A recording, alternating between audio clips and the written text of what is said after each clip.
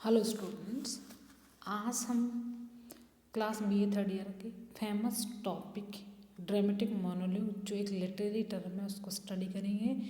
इसमें जो dramatic monologue आपका जो स्टडी किया जा रहा है इसका मेन बेसिक आपकी जो पोइम है और फियास लवर से कनेक्ट है, क्योंकि जो आपकी पोइम है वो इसी फॉर्म में, इसी लिटरेरी टर्म के फॉर्म में लिखी हुई है। इसलिए सबसे पहले हम उस पोइम को स्टडी करने से पहले ये स्टडी करते हैं कि ड्रामेटिक मोनोलॉग होता क्या है।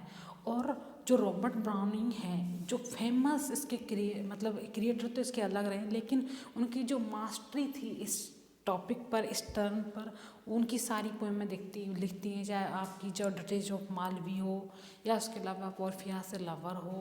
सभी पोएमों में ये ड्रामेटिक मोनोलॉग का जो कॉन्सेप्ट है वो हमें शो होता है। तो इसलिए हम इस ड्रामेटिक मोनोलॉग के जो कॉन्सेप्ट है उसको स्टडी करते हैं। ड्रामेटिक मोनोलॉग एक टाइप ऑफ पोइट्री ही होती है, एक टाइप ऑफ पोइट्री जिसको एक स्पीच के फॉर्म में क्या होता है, लिखा जाता है। ए पोइम होती है in which an imagine speaker address is silent listener usually not the reader. अब इसमें एक स्पीकर होता है, वो एक या तो कोई साइलेंट लिसनर होगा या फिर लिसनर दो चार होंगे, तो उनसे अपनी बात कहने की कोशिश करता है। सिर्फ वही स्पीक करता है जो अपनी बात कह रहा है, लिसनर की तरफ से उसे कोई रिप्लाई नहीं आता है, इसलिए ये मोनोलॉग पोएम होती है। अब हमने जो वर्ड यूज़ किए हैं, दो वर्ड ड्रामेटिक और मोनोलॉग। ड्रामेटिक का मतलब होता है इसमें ड्रामा क्रिएट होना, मतलब जो आपके ड्रामा हैं जैसे जिनमें एक थिएटर का कॉन्सेप्ट होता है, जस्ट लाइक मूवी। तो इन द सेम वे जो ये पोइम होती है, जो ड्रामेटिक मोनोलॉग में लिखी होती है, वो ड्रामा को रिप्रेजेंट करती है, चाहे हिस्ट्री हो चाहे अदर सिग्निफिकेंट हो। उसमें एज ए स्टोरी अपनी बात को स्पीकर कहता है, और जो स्टोरी इसमें पोइम में कही जाती है उस स्टोरी को हम थिएटर में ड्रामेटाइज कर सकते हैं, उसका मतलब हम उसको सिनेमेटिक कर सकते हैं, उसको सिनेमेग्राफी कर सकते हैं। तो यहाँ इसलिए इस जो स्टोरी है, इस पोइम को ड्रामेटिक कहा जाता है। अब आपका ये ड्रामेटिक वर्ड क्लियर हो गया। अब आते हैं मोनोलॉग। मोनोलॉग का मतलब होता है इसमें एक ही पर्सन, एक ही सॉलिटरी स्पीकर्स होता है, और दूसरी तरफ जो लिसनर्स होते हैं वो इसमें अपनी कोई बात को नहीं कहता है, सिर्फ स्पीकर ही डायरेक्टली इनडायरेक्टली ही अपनी बात को कहता है। जब स्पीकर अपनी बात को कहता है तो वो एक्चुअली में बात तो अदर पर्सन की करता है, लेकिन उसकी कही हुई स्पीकिंग जो स्टाइल होती है उसमें खुद का ही कैरेक्टर हमें शो हो जाता है।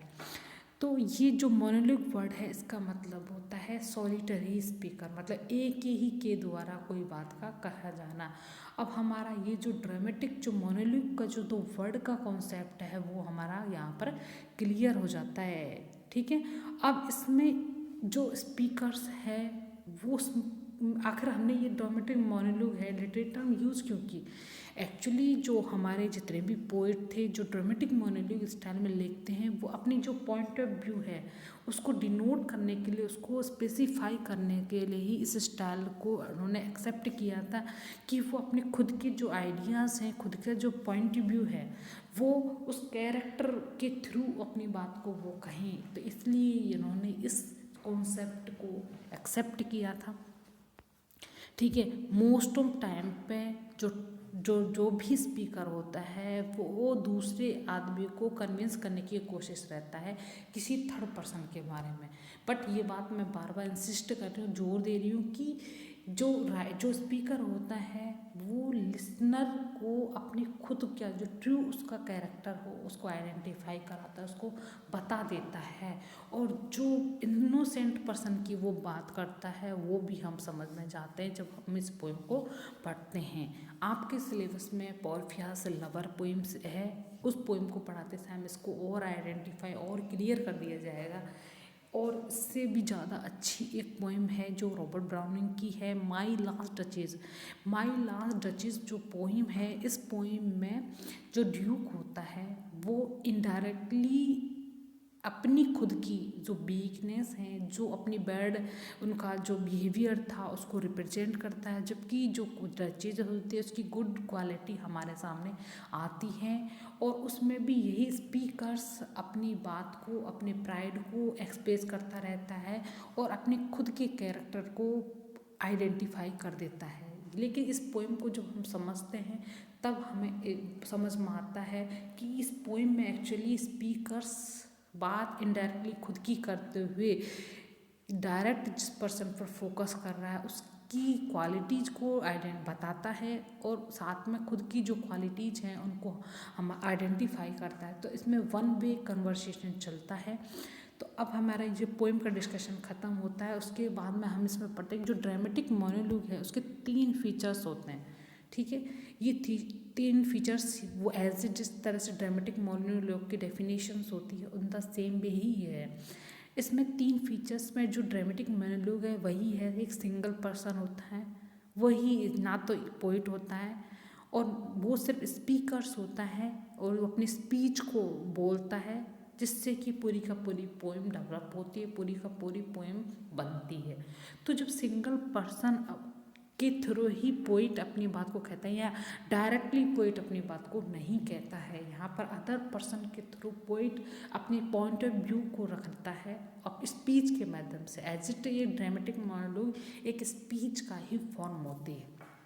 ठीक है, इस पर्सन जो पर्सन ये एड्रेस करता है, स्पीक करता है, या तो वो किसी एक पर्सन से साथ को एड्रेस करता है या अदर पर्सन्स भी हो सकता है, लेकिन लिसनर्स सिर्फ इसमें नाम मात्र के होते हैं, उनकी तरफ से किसी भी तरह का कोई रिप्लाई नहीं होता। ये सिंगल वे कन्वर्सेशन चलती रहती है। ठीक है, इसका सबसे इम्पोर्टेंट जो मेन प्रिंसिपल है, जो मेन सिद्धांत है, इसमें क्या होता है, पोइट की जो चॉइस है वो कंट्रोलिंग होती है। एक्चुअली जो पोइट जिस बात को, जिस फॉर्म को कहना चाहता है वो अदर कैरेक्टर के थ्रू उस बात को कह देता है।